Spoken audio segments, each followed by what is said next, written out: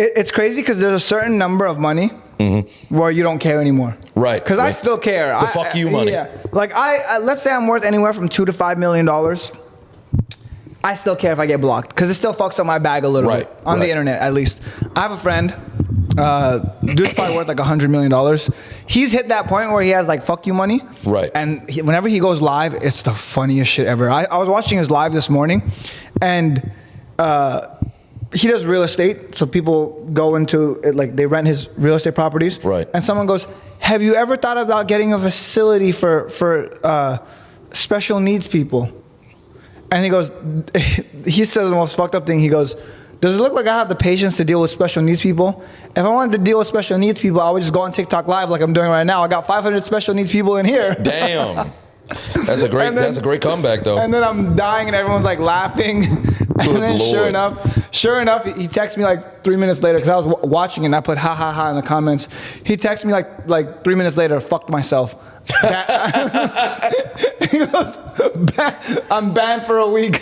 Oh, it's the worst because you can't. Apparently, now with social media, you can't just let those intrinsic thoughts, go. Because I would say some shit like that. I can't even lie to you. Because if the people know your humor, then they know you're not serious or whatever the case is. But then either the algorithm, the AI, whatever the case, or somebody who's just watching for the first, he said what? Yeah. Let's get him removed. So you don't want to have that kind of situation happen. It's weird because I think you as a comedian, you get a lot of leeway because people watch you for that. You would think so, but then the problem now is there's a blurred line with social media. So literally anybody who can make content, they'll just assume that you are, you're just somebody who's on the internet. You said something they don't agree with, rather than, all right, I'll scroll to the next person. This offended me. Let's go and get this taken down. So you can be like somebody like a Cat Williams. You could be a Kevin Hart. You could be anybody, and they will immediately, hey, this person said something. Like even with Dave Chappelle, look, he's still dealing with it. So it doesn't matter like what you say. If somebody takes offense to it, it's over for you. But I'm curious with this real estate. How big is his following? Because I know that matters on social media. 1.2 million. 1.2 million. Okay, so if you have 1.2 million, then you have these new people who pop up in there. Like, oh, would you have this facility for this person? So I'd assume the context of the conversation was about acquiring other properties. Like a property to like house special needs people. Right. Oh, specifically for something like that. Interesting. And then he goes, does it look like I have the patience for special needs? Like I got TikTok. You guys are all special needs. Like it was hilarious.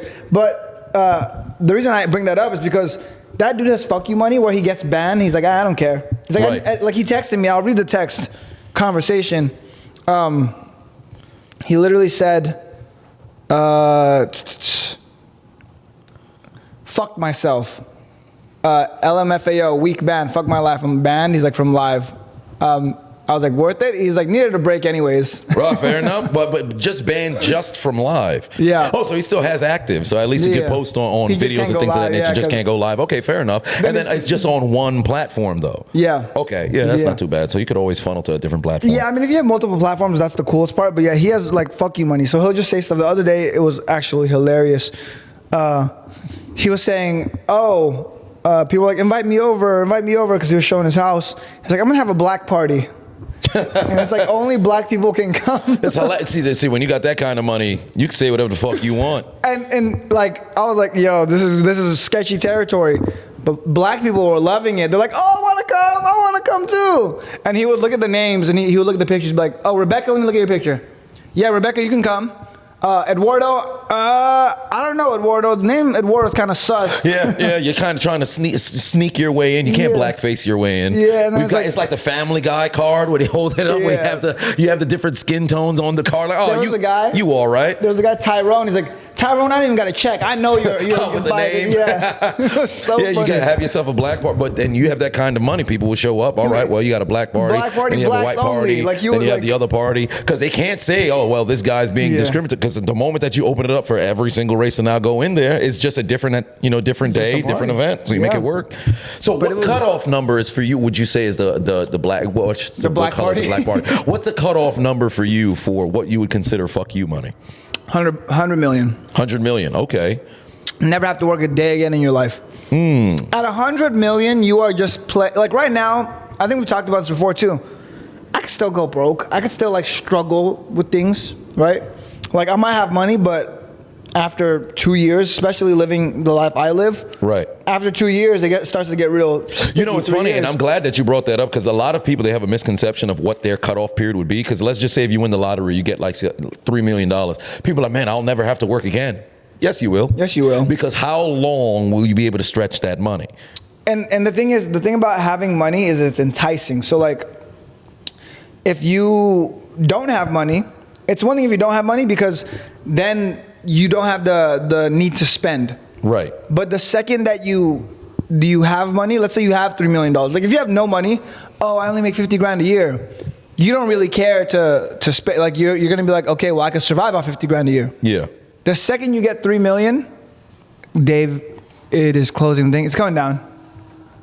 Yeah. Look at the blinds closing. Cool as fuck. Right.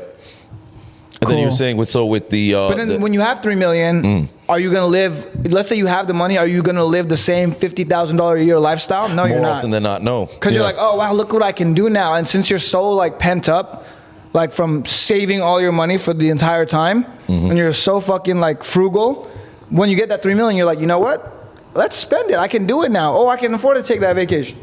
I can afford to take that trip. So now that 3 million that's supposed to last you your lifetime, in theory, does not last you your lifetime. Right, because now you want to go to the Maldives, you want to go to Mykonos, you want to go to Ghana, you want to go all over the different sort of places. Just go see the doggone world or something like that. And that money won't be able to get stretched. And on top of that, you're in a situation where your active income isn't that. You have no just have active a income. lump sum that came in. Because if you were already making 50 every single year, you're not going to keep working that job. 100%. So there's no way you have millions in the bank and you're like, yeah, I'm going to keep working this $50,000 job. That's not happening. Yeah. So for me, I've always looked at fuck you money. Once I get to 50, that's the number. 50 million? Yeah, 50, that's the number for me. Now, granted, you know, if you have offsprings or things of that nature, you got some children or all that other stuff, that's you crazy. want to be in a situation where they're in position. Offsprings. You're going to say right? kids.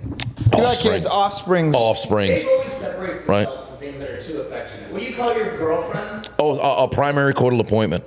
They have a primary. Yo. Parents? Well, it's the my father is the patriarchal seed providing Adonis, and my mother is the matriarchal birth giving And Adonis. his children are his offspring. Are you They're scared of offspring. emotions? No, not really. So not really. Kind of, but why yeah. do you give real like clinical names to like these things? I don't know. It's weird. It's how my brain works. You tell your girlfriend you love her From time to time, maybe once every 3 years. Yeah. on her birthday. Right.